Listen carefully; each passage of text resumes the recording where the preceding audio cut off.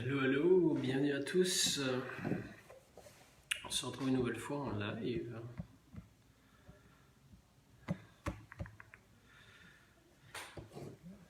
En attendant qu'il y ait du monde, je vais faire le petit setup vite. Histoire de. Hello à la personne qui nous rejoint. Manifeste-toi.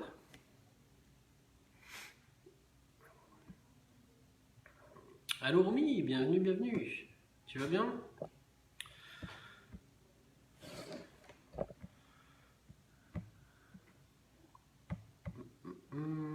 Ce sera pas bien langage, je fais juste lire des petits setups.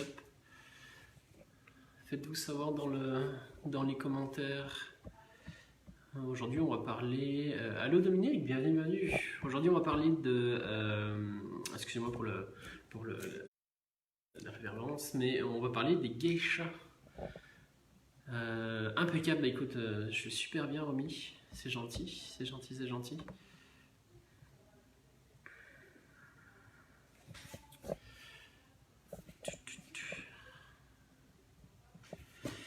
Alright. Fait qu'aujourd'hui, un peu comme d'habitude, en fait, on va faire un tour de vue de. Allô Anne, bienvenue. On parle de geisha ce soir. On va faire, si je disais, on va faire un petit tour d'horizon et globalement le sujet de geisha, le métier est tellement, il y a tellement de choses à dire sur le métier que je ne couvrirai pas tout, mais on va s'intéresser de près comme de loin en fait au métier. Comment ça se passe en fait pour devenir geisha? Donc autant dans le passé et autant au jour d'aujourd'hui. Parce qu'il faut savoir que encore aujourd'hui il y a des geishas, il y en a beaucoup moins, mais il y en a toujours. Alright. Écoutez, on va commencer tranquillement, pas vite. Alors, on va commencer par de l'étymologie en fait. Fait que j'ai mes notes ici sous les yeux. Fait qu'en soi, le mot geisha, en fait, c'est deux kanji qui ensemble ont séparément en fait ont deux significations bien différentes. Fait qu'on a le côté gay de geisha qui est en lien en fait justement avec les arts. Et on a le côté sha en fait qui veut dire en fait pratiquant, personne. Donc qui fait qu'une geisha, tranquillement, est une personne qui pratique les arts. Littéralement, une geisha, c'est une personne qui pratique les arts. Aussi simple que ça. A savoir que le terme geisha n'est pas le seul terme qui est utilisé en fait pour les désigner, dépendamment des régions, dépendamment si c'est à Kyoto, si c'est à Tokyo, ou un peu partout dans le Japon en fait. Il y a notamment le terme Geki et Geiko sont aussi utilisés pour désigner les geishas. On ne va pas tous les relever, mais il y en a plusieurs. Par exemple, à Kyoto, en fait, qui est pas mal le berceau du métier de geisha, c'est là où il y a pas mal, il y a pas mal débuté, si on peut dire ça. Donc les geishas sont appelés des geiko et leurs apprentis sont appelés des meiko. On ne parle pas de geisha, mais on parle de geiko à Kyoto plutôt, excusez-moi. Et pour le coup, à Tokyo et dans le reste du Kanto, les geishas sont des geishas, mais leurs apprentis sont des hangyoku ou des oshukusan, qui peuvent pas mal dire la même signification, qui ont pas mal le même meaning en fait, en termes étymologiquement parlant. Alors, à savoir que d'où ça vient, comment c'est apparu ce métier-là, ce métier un peu insolite pour le coup. Donc il faut savoir, pour savoir d'où ils viennent en fait, il faut que je parle avant tout des maisons de thé, des quartiers des plaisirs et notamment les Yushu et les Orion en fait, fait que c'est un lien quand même assez étroit avec les prostituées japonaises à l'époque, mais même si c'en est pas en soi. Donc il faut savoir que ça a vraiment paru de façon officielle en fait avec les premières maisons de thé, fait qu'avec l'ouverture des premières maisons de thé vers 1600-1700 en fait, donc toujours à l'ère Tokugawa, fait qu'on vient aussi sur tout ce qu'on avait parlé, notamment on avait abordé dans les précédents lives avec l'ère de Tokugawa en fait, qui est une période de paix de plusieurs centaines d'années, apportée par Tokugawa finalement. Qui a vraiment permis au Japon en fait de s'épanouir en fait, tout simplement. Donc pour le coup, c'est avec l'ouverture des premières maisons de thé dans les quartiers des plaisirs que de geisha commence à prendre forme, en fait, tout simplement.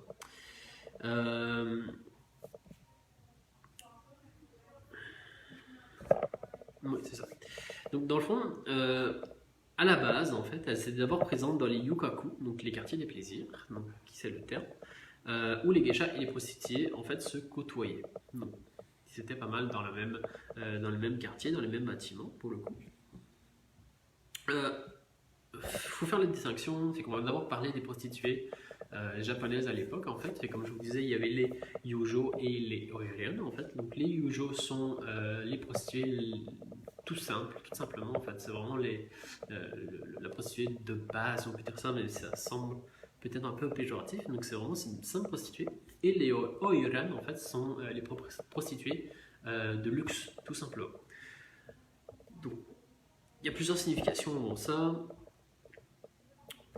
C'est très facile de les différencier puisque donc entre le yujo, l'oiran et la geisha, puisque la yujo et l'oiran en fait ont le nœud, donc leur robi qui est noué en fait à l'avant, ce qui leur permettait justement de l'enlever et de le remettre autant de fois possible en fait pour offrir leur service, tandis que les geishas c'était vraiment le hobby qui était noué derrière dans le dos au niveau au-dessus des hanches en fait.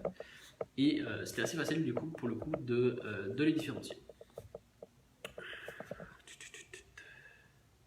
À savoir aussi que il y a une certaine luxure autour des oiran pour le coup qui va se répercuter sur le métier de geisha puis sur l'apparence des geishas puis vice versa en fait dans le sens où les oiran de par leur prestige, de par le fait qu'elles sont connues, populaires, qui sont vraiment extrêmement belles en fait, sont des prostituées de luxe si on peut dire ça, et par le prestige en fait sont assez inaccessibles pour le commun des mortels, pour monsieur tout le monde en fait. Et en général c'était pas mal l'inverse, c'était l'oiran qui, pas dans tous les cas mais une grande partie des cas, c'était vraiment l'oiran qui choisissait son client en fait, tout simplement. Et elles choisissaient vraiment méticuleusement leurs clients. Une fois que leur client était choisi, pour le coup, ils ne devaient pas, en fait, retourner voir les yujo, les simples prostituées, ne serait-ce que pour respecter l'oiran, pour le coup, et pour affirmer puis, le prestige de côtoyer une oiran, en fait. C'était des choses courantes qui n'étaient pas vraiment très shameful, pour le coup. C'est vraiment quelque chose qui te permettait, dans le fond, d'asseoir ton pouvoir, ta richesse et ton prestige, pour le coup. Donc comment est-ce que ça se passait en fait? Donc globalement, à la base, donc dans le fond, quand un client, Alessandra, bienvenue. Quand un client en fait décidait d'aller dans le quartier des plaisirs en fait, avant dans le fond vu qu'il y avait une certaine file d'attente, en fait on les faisait attendre dans les salons de thé, donc dans les ochaya. Pour le coup, les salons de thé étaient divertis par les taikomochi, qui étaient des bouffons mélangeant humour et art en fait, plus à titre de divertissement. Donc c'est plus ou moins l'équivalent à l'époque, si on pourrait comparer plus à nos bouffons à l'époque du Moyen-Âge en fait, qui c'était leur métier de divertir, ne serait-ce que par l'humour ou par les arts tout simplement, la cour de telle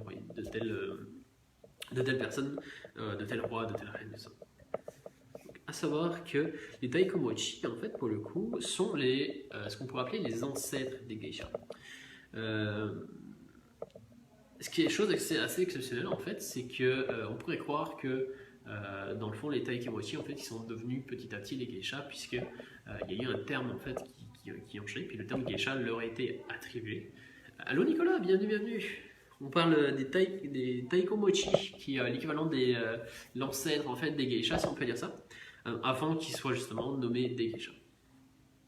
Le truc à savoir, c'est que à la base, en fait, les geishas, donc le terme de geisha qui dit que la personne pratique les arts, comme on a vu un peu plus haut, un peu avant, étaient tous des hommes en fait. Donc c'était tous des hommes qui étaient juste là pour divertir, comme je disais, en fait, divertir, soit par l'humour, soit par le côté artistique, avec des musiques, des chansons, vraiment plein de choses. Et petit à petit, en fait, ce métier-là, en fait, a vraiment attiré des femmes, en fait. Et du coup, c'est petit à petit, dans le fond, il y a eu de plus en plus de femmes. Donc, au début, vu que la majorité était pas mal masculine, par rapport à la minorité féminine, en fait, les geishas, le terme geisha est attribué aux hommes, et les femmes s'appelaient, les femmes geishas finalement étaient les ona geisha, donc les femmes geisha, littéralement, en japonais. Et de fil en aiguille, en fait, durant tout au long du temps, si on peut dire ça, c'est l'inverse qui s'est produit, en fait, étant donné qu'il y a eu de plus en plus de femmes qui sont intéressées à ce métier-là, à ce métier officiel, si on peut dire ça. Ça a été l'inverse, en fait. Donc c'est les femmes qui ont pris le titre de geisha officiel, en fait, et à l'inverse, le nombre de gars, en fait, se raréfiait, et c'est devenu les otoko geisha, donc les geishas hommes pour le coup. Qui est assez intéressant pour le coup de voir comment l'évolution en fait d'un métier, comment la chambre féminine s'est appropriée ce qui était à la base en fait un métier d'homme pour le coup. Et il y a une grosse raison là-dessus aussi, c'est du fait que pour le coup les personnes qui venaient souvent dans les quartiers des plaisirs à l'époque c'était pas mal des hommes, et pour le coup ils préféraient la compagnie des femmes plutôt que celle des hommes. Donc, ce qui a joué aussi assez grandement sur l'évolution et sur le fait que le métier de geisha est devenu un métier de femmes et uniquement de femmes au fil des ans. Je remonte mes notes. Donc c'est ça, donc, plus ou moins vers 1800, comme je dis, ça a vraiment commencé en 1600 1700, puis plus on avance, plus ou moins vers 1800, le métier de geisha était 100% pour les femmes, et uniquement pour les femmes. Donc comme je disais, donc, le quartier de geisha est né dans les quartiers de plaisir. Donc, le truc c'est que les services de Orion, outre le côté prostitution, en fait, le côté des Orion et des geishas, en fait, ce côté de divertissement, en fait, ça ressemblait vraiment beaucoup, en fait. Du fait qu'il y a eu une loi, même à l'époque, où le gouvernement japonais, en fait, a réglementé tout ce qui touchait à la prostitution dans le métier des geishas, puis on a fait un métier vraiment homologué. C'est justement en grande partie aussi pour protéger les Orion, en fait, de la concurrence que les geishas pourraient offrir, parce que les geishas à l'époque étaient vraiment plus abordables. Donc le truc c'est qu'au moment où il y avait les deux, ce qui se passait en fait c'est que les hommes qui voulaient se divertir avec une oranie ou une geisha aller voir les deux en fait, tout simplement. Donc l'homme arrivait, donc le client arrivait, se divertissait avec la geisha, au niveau des arts, des humours, de la conversation aussi, parce qu'elles ont un large éventail de sujets de discussion, elles ont vraiment des personnes talentueuses pour le coup. Et une fois qu'ils étaient bien divertis, puis qu'ils voulaient leur affaire de plus sexuelle, en fait, du coup, ils allaient voir les Orion ou les Yujo, dans le fond, les Yujo plutôt, les prostituées plus basiques, en fait, tout simplement. Donc, ce qui permettait justement d'alléger un peu le portefeuille, puis de permettre en fait d'avoir les deux pour le coup. On va voir aussi qu'il y a un concept que j'adore, qui est un concept de sugar daddy, qui est très très cool, qu'on appelle le danna, qui est un concept qui est plus ou moins similaire, puis on va voir par la suite, qui est assez intéressant pour le coup. Donc c'est ça, donc comme je disais, c'est vraiment en 1779 que le gouvernement met vraiment cette règle de ok, les geishas ne peuvent pas faire de la prostitution, c'est vraiment proscrit, c'est vraiment quelque chose de vraiment important, et tout ce qui est prostitution est laissé aux Ryan ou aux Yusho pour le coup. Il faut savoir, comme je vous dis, c'est comme on va le voir un peu plus loin, mais les geishas, en fait, c'est comme je disais tout à l'heure, en fait, sont vraiment des personnes très cultivées, ne serait-ce qu'au niveau artistique. Elles savaient jouer de plusieurs instruments, que ce soit le shamisen, différents tambres traditionnels, la danse aussi, le bujo, en fait, qui est la danse traditionnelle japonaise.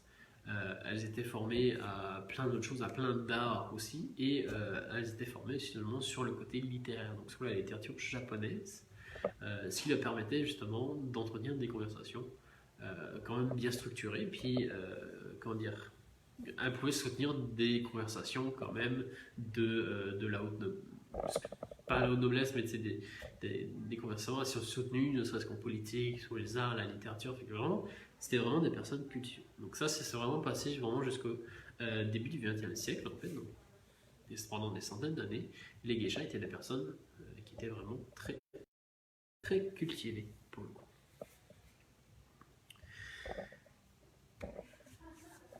Et pour le coup, étaient aussi considérées comme à la pointe de la mode, on va le voir plus tard avec l'habillement, le maquillage et tout ça. Tellement populaire que même après, non, avant plutôt la Seconde Guerre mondiale en fait, donc après la première puis avant la deuxième en fait, on voit même apparaître des geishas américaines à l'occidental qui sont nommées elles des Dantu geishas, mais c'est vraiment resté très très fugacement en fait, dans le sens où il y a beaucoup d'autres geishas en fait qui sont vraiment mis une ligne à ne pas dépasser et se faisaient la mission de devenir vraiment les gardiens de la tradition et le fait de bon écoutez non c'est pas ça et on s'en tient vraiment au côté traditionnel et ça se drôle parce qu'on le retrouve vraiment beaucoup sur la mentalité japonaise qui est très conservatrice et très qui tend aussi à se moderniser, c'est quelque chose qu'on pouvait voir même à l'époque dans le métier de geisha. Alors, à l'époque, dans les années 20, puis un peu avant en fait, donc le dernier recensement ça a été vraiment dans les années 20, elles étaient estimées à 80 000 geishas en fait pour le Japon, ce qui est énorme en fait. Et pour le coup, ça a chuté à un peu plus de 15 000 geishas dans les années 1980, donc en peu de temps, en presque 60 ans, en fait, le nombre a vraiment drastiquement baissé. Et pour le coup, au jour d'aujourd'hui, donc en 2020, il n'en resterait plus ou moins qu'un millier, donc plus ou moins 1000. Et le truc c'est assez cool puisque depuis plusieurs années, en fait, depuis les années 80, c'est quelque chose qui commençait à dépérir pour le coup, puis à diminuer. Et au jour d'aujourd'hui, en fait, avec le fait que le métier en fait a un peu changé, notamment au niveau de l'âge en fait, l'âge pour incorporer une maison de geisha pour le coup est différent, fait qu'on ne prend plus les gamines petites, fait que quand je dis petit c'est vraiment comme 4, 5, 6 ans où elles étaient vraiment amenées pour le métier en fait, pour le coup. Mais là au jour d'aujourd'hui on parle plus de 14, 15 ans et dans le fond ça se fait de façon plus traditionnelle, plus comment dire, plus correctement si on peut dire ça. Il y a tout le côté vraiment négatif qui existait à l'époque, qui a été vraiment mis de côté pour le coup et qui n'est plus là au jour d'aujourd'hui. Donc c'est un chiffre qui tend à augmenter d'année en année pour le coup. Et pour le coup, pour revenir aussi sur le côté prostitution et geisha, le fait qu'il y a vraiment cette image aussi ok, les geishas sont toutes des prostituées, non, clairement pas. Et, mais cette image-là en fait provient en fait de l'occupation américaine due à la fin de la Seconde Guerre mondiale pour le coup, étant donné que le Japon a pas mal perdu la guerre pour le coup. Et les Américains sont encore aujourd'hui présents sur le territoire japonais, notamment dans le sud ou le nord, je ne sais plus, mais dans une partie du Japon, donc le sud ou le nord, je ne sais plus. Et pour le coup, les yujo, en fait, les prostituées plus basiques, en fait, ont vu l'intérêt de, bon bah écoutez, c'est des Américains, c'est des étrangers, ils vont voir si on commence à prendre le côté très traditionnel puis très exotique en fait de la geisha, on va pouvoir justement augmenter nos tarifs et ça va être vraiment tout bénéf pour le marché puis les services qu'elle offre justement, qu'elle offrait aux soldats américains à l'époque.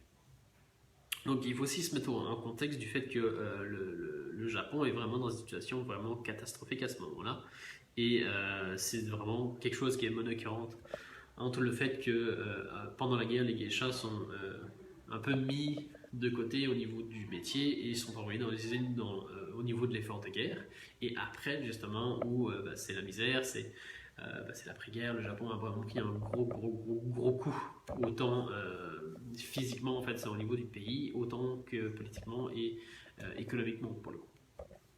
Donc c'est ce qui permettait et ce qui a donné cette image de toutes les geishas sont des prostituées et toutes les geishas offrent des services sexuels. C'est quelque chose qui se faisait quand même à l'époque pour les geishas, les vrais geishas, mais c'était assez rare puisque c'était considéré quand même comme un tabou au sein même de la maison dans laquelle elle vivait avec la Okasa.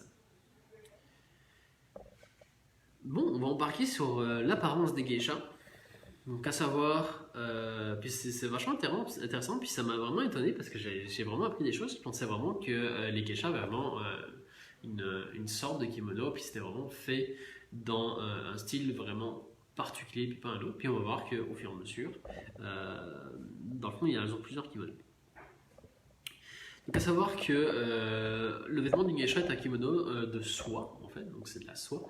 En général en décolleté au niveau du dos, en fait, au niveau des omoplates, puis dans le cou, en fait. Appelé aussi obebe dans le dialecte de Kyoto, pour le coup. Ok, et aussi au niveau de la couleur des kimonos. Il y a plusieurs points très spécifiques en fait qui vont varier dépendamment de l'âge, de la saison, de l'expérience de la geisha aussi. Donc à savoir par exemple que la couleur du kimono se choisit selon la saison, mais aussi peut varier selon l'âge de la porteuse, qu'elle soit jeune, meiko, geisha accomplie ou même geisha de après 30 ans. Parce que c'est vraiment, comment dire, c'est un peu comme, c'est vraiment l'apothéose en fait du métier de geisha, c'est de la vingtaine à la trentaine. Donc c'est vraiment comme le summum. Puis après ça, on va voir que à 30 ans et après, en fait, tu as d'autres options qui s'offrent à toi, soit de continuer ta carrière en fait de geisha, soit directement de monter ta propre maison, puis de commencer à former d'autres maiko, puis de perpétuer le cycle. En fait. Pour revenir au kimono, donc les jeunes femmes geisha portent des couleurs assez vives, tandis que les geishas de plus de 30 ans se font un peu plus sobres, sont vraiment un peu plus discrètes. Et le kimono est plus ou moins épais selon puis celui-ci varie en fait dépendamment des saisons. Donc il y a 3 kimonos en fait dépendamment de la saison. Donc on a le kimono d'été où le ro est en général une simple gaze de soie, donc c'est vraiment un tissu vraiment très très léger. C'est quelque chose qui peut pas mal se ressembler au tissu des bandages en fait par exemple, donc très léger, très aéré et donc c'est un tissu léger transparent fait de coton, de lin, de laine ou de soie en général pour le gaz.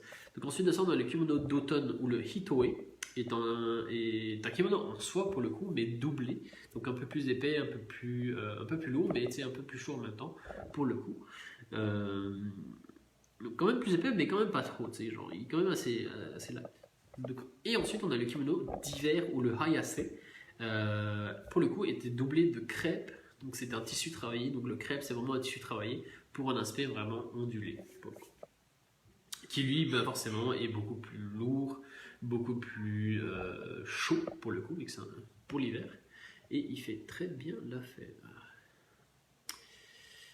Donc à savoir que le kimono est tissé dans le dos par le obi et comme je disais tout à l'heure en fait est noué différemment dépendamment si c'est une orian, une yujo, une geisha ou une maiko en fait. Pour les geishas, les geishas en font comment dire les professionnels en fait, dans le fond c'est noué dans le dos, puis ça fait un nœud en fait. Donc c'est le hobby pour le coup. Donc le porte en nœud de tambour exactement, c'est le terme. Et les maiko le portent en traîne avec un nœud qui remonte jusqu'aux omoplates. En fait. Donc c'est vraiment le même tissu finalement, genre qui est vraiment traîné, qui est vraiment loose en fait. Puis c'est assez ensemble parce que c'est assez facile de voir et de spotter en fait si c'est une geisha ou si c'est une maiko ou une apprentie geisha. Le truc c'est que l'opération est assez complexe. Forcément c'est beaucoup de tissu, puis ils mettent beaucoup d'importance sur l'apparence, puis le fait que ce soit vraiment bien fait, fait que c'est très souvent en fait que dans le fond les chats faisaient appel à un habilleur en fait qui le faisait pour elle. En général, fait main et peint à la main, les kimonos sont très chers. Donc c'est vraiment une pièce de tissu vraiment précieux, même encore au jour d'aujourd'hui. Puis je veux dire, le kimono de base fait main et peint à la main peut coûter plusieurs milliers de dollars, tout simplement. Donc on parle d'un budget entre 4000 et 6000, 7000 dollars pour le basique en fait. Et dépendamment de la renommée de la personne chez qui tu l'as fait, en fait, le prix peut encore augmenter, tout simplement. Ou voire même, c'est ça, ça peut vraiment atteindre plusieurs dizaines de milliers de dollars pour le coup, ce qui est un budget assez conséquent. Et pour le coup, je pensais que personnellement les geishas portaient beaucoup plus de tissu que ça, que j'avais vraiment cette fausse idée, mais tout simplement les geishas en dessous du kimono portent un koshimaki qui est une simple bande de tissu en fait enroulée au niveau des hanches et porte aussi une combinaison pour le coup. Bon, le make-up, le maquillage. Alors, composé entièrement de blanc. Donc je parle dans les détails, mais le maquillage en fait qu'elle se met sur le visage est composé à 100% de blanc. Mais il ne faut pas confondre les geishas et les maiko, puisque encore une fois, comme avec le nœud, en fait, on est capable en fait de les différencier, puisque tout réside en fait dans le port du rouge à lèvres. Donc c'est un rouge à lèvres rouge en général. Les geishas, dans le fond, les portent entièrement en fait au niveau des lèvres, des deux lèvres, tandis que les maiko le portent en général au niveau de la lèvre inférieure seulement le temps de leur apprentissage, qui fait au fur et à mesure jusqu'au moment où elle va pouvoir mettre les deux lèvres de la bouche. Même chose, pourquoi faire simple quand on peut faire compliqué hein le maquillage était quelque chose de vraiment compliqué au début, chose que pour les kimonos en fait ils peuvent faire appel à des personnes qui peuvent les aider, mais le but en fait vraiment de la maiko puis de la geisha finalement, ça va être que tout au long de son apprentissage, elles devront être capables de le faire elles-mêmes. Et qu'à la fin, c'est assez compliqué. Puis ça s'arrête pas seulement au niveau du visage, aussi, elles en ont aussi au niveau du cou, puis un peu dans le dos. Il me semble que c'est plus ou moins au niveau des omoplates. Et pour le coup, donc les trois les geishas de plus de 30 ans, en fait, 30 ans et plus, en général, n'en mettent plus, ou presque plus. Donc ça leur arrive encore d'en remettre dans les occasions, dans les grandes occasions, ne serait-ce que pour un dîner, pour une occasion spéciale. Mais à part ça, elles n'en mettent plus, tout simplement. Et ça signifie que c'est une geisha plus qu'accomplie pour le coup. Et que potentiellement que c'est une Okasan en fait qui aurait monté leur propre Okiya pour le coup. Donc leur formation, comment une geisha est formée et qu'est-ce qu'elles apprennent, en quoi elles sont formées, quelles sont vraiment leurs capacités puis leur talent pour le coup et leur apprentissage. Le truc, c'est que comme je vous disais tout à l'heure, en fait, le métier de geisha a vraiment évolué au fil des années. Donc, comme je disais à l'époque, au tout début, en fait, c'est que tu ne choisissais pas de devenir geisha. Donc, deux sortes de scénarios, soit c'était des enfants qui étaient pris dans les rues, en fait, enlevés, qui étaient mis dans les okiya, justement, pour ne serait-ce que leur donner une meilleure vie.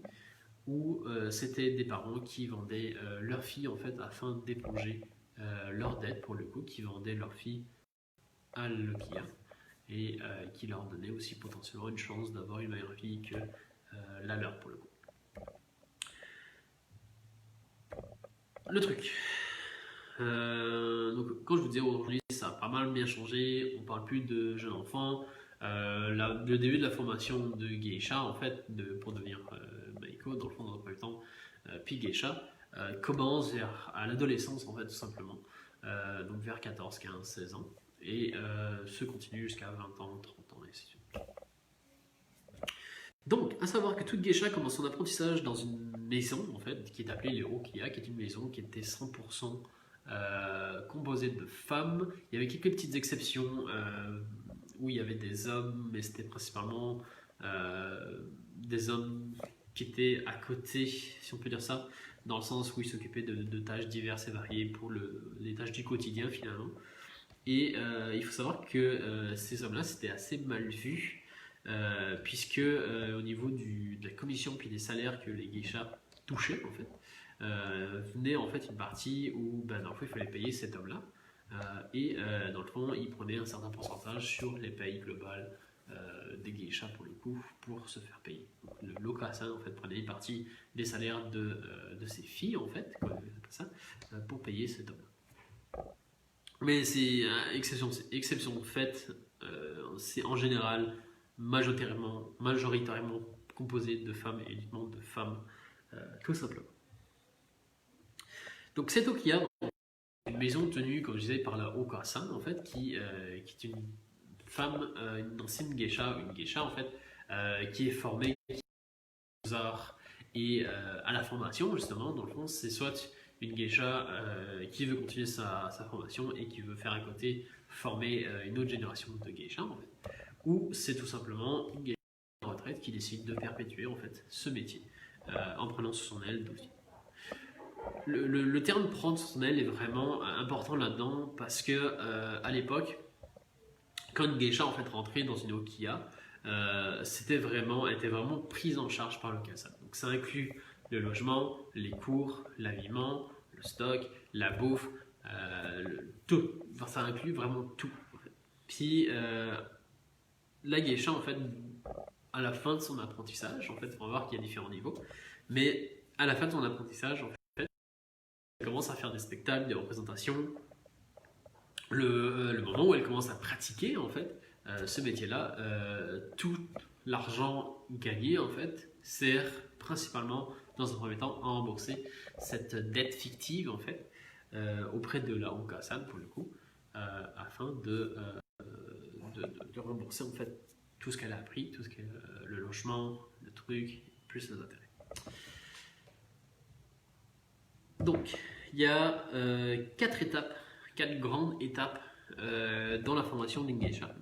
Chaque enfant, donc à l'époque, étant jeune, commençait au statut de shikomi. Donc, c'était une jeune fille en apprentissage qui suit une formation qui, en général, s'occupait principalement des tâches ménagères, des tâches de la maison pour garantir en fait un confort. Donc, cette formation, cette période, en fait, durait plus ou moins une année, pas plus. Ensuite de ça, on a les minarai, qui, là du coup, la demoiselle en fait devient une apprentie geisha. Donc elle continue son apprentissage, mais uniquement en regardant et en observant. Donc c'est une période de transition entre le shikomi et la maiko, pour le coup, qui est une période qui peut varier en général entre 2 semaines et 2 mois, pour le coup. Donc c'est vraiment une petite période de transition. Ensuite de ça, on a la maiko en fait. Donc c'est une apprentie geisha purement et simplement en fait, qui est là vraiment pour apprendre le métier. Donc rendue là, elle commence vraiment à pratiquer. Donc elle est presque totalement formée en fait. Ce qui lui manque vraiment, c'est vraiment presque totalement. Elle continue sa formation, mais elle commence tranquillement pas vite à faire des représentations, à faire des spectacles, à vraiment commencer de pratiquer le métier de geisha. Et elle commence justement précisément des représentations de danse et elle restera Meiko en général, donc à l'époque, jusqu'à l'âge de ses 20 ans. Ensuite de ça, de 20 ans, à partir de 20 ans, plus ou moins, c'est des nombres approximatifs, hein, elle devient une geisha et devient une geisha, une artiste accomplie, pour le coup, qui pourrait à son tour partir soit de continuer sa profession, puis faire carrière en fait, soit tout simplement monter sa propre Okiya et devenir à son tour Okasan. Alors, on en vient au fameux Sugar Daddy, ce que j'appelle le Sugar Daddy japonais. Donc, dans de très rares cas, donc ça marche un peu comme celle qu'on a actuellement en fait. Donc c'était un homme à l'époque assez aisé, assez riche, qui prenait une geisha sous son aile en fait et qui couvrait tous les frais que celle-ci avait besoin. Donc c'était un peu un parrain, si on peut dire ça. Le titre d'Anna, en fait, qui était réservé vraiment à une élite, était un titre vachement intéressant au niveau social, puisque c'était un titre qui permettait en fait déjà de se poser en protecteur des arts, parce que c'est le métier de geisha, ça touche tout ce qui est artistique, notamment de montrer, de faire le show-off au niveau de sa richesse, en fait, de voir que je suis capable de prendre soin d'une geisha à moi tout seul. Et c'était un titre de prestige, tout simplement. Donc c'était pas tout le monde qui pouvait le faire, pour le coup, à l'époque. Et de réussite sociale, pour le coup, et malheureusement, et heureusement même, j'ai dit bêtises, mais heureusement, c'est plus quelque chose qui existe au jour d'aujourd'hui. Et le métier de geisha est vraiment vu différemment. C'est vraiment un métier traditionnel, pour dire ça, qui existe et qui se suffit à lui-même.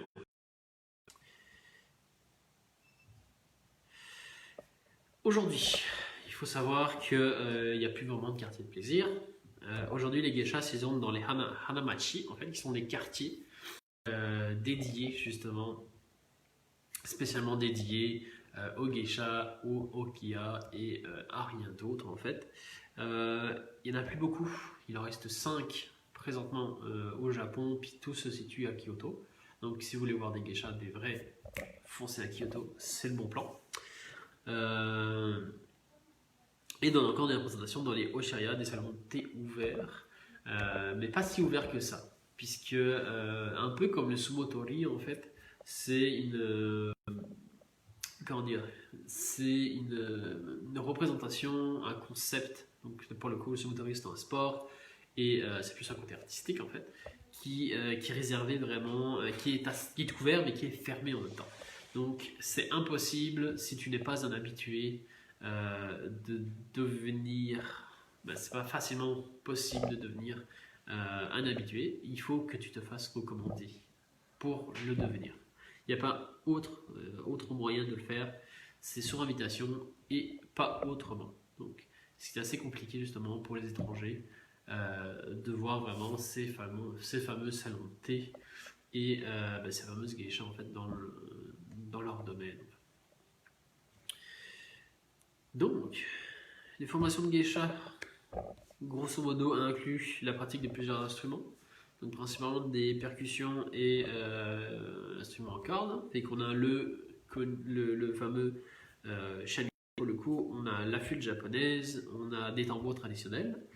Et on a 3 précisément. On a le tsutomi, qui se tient sur l'épaule, qui est quand même assez gros. On a l'okaya qui se tient sur les genoux pour le coup. Et on a le taiko, qui est un tambour que la geisha pose à côté d'elle, qui est assez différent du tambour Yamato pour le coup, qui est encore une autre sorte de tambour traditionnel japonais.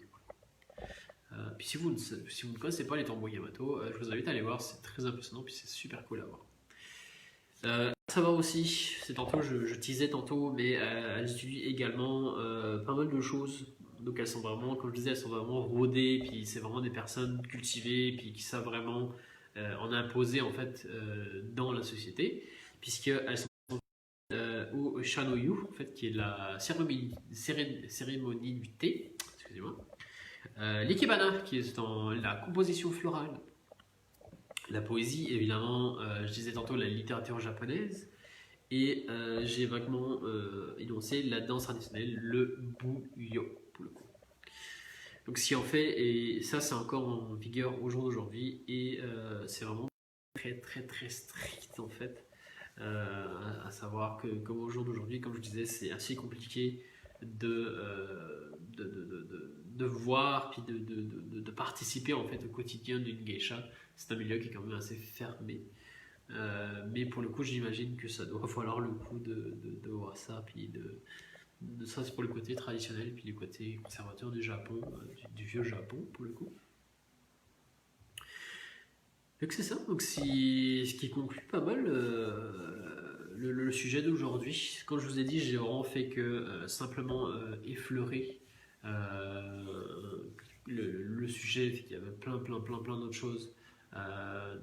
Même au jour d'aujourd'hui, je vous invite à aller voir. Je me suis beaucoup basé sur la vidéo d'Ichiban Japan.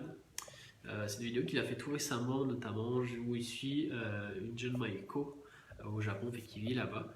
Puis si vous voulez aller voir, c'est Ichiban Japan, c'est génial pour le coup. Et pour le coup, lui a eu l'occasion de suivre le quotidien du Maiko et vraiment du matin jusqu'au soir. Et qu'est-ce qu'elle fait pendant la journée, quelles sont les formations, tout ça, qui est un truc vraiment assez exceptionnel puisque vu qu'on sait que c'est assez fermé. N'hésitez pas à rester curieux, allez voir, c'est vachement passionnant. Comme je vous dis, j'ai vraiment effleuré juste l'iceberg, j'ai juste gratté le top là. Fait que intéressez-vous, soyez curieux. Moi je vous laisse là pour aujourd'hui. Fait que prenez soin de vous et puis à la prochaine. Ciao ciao.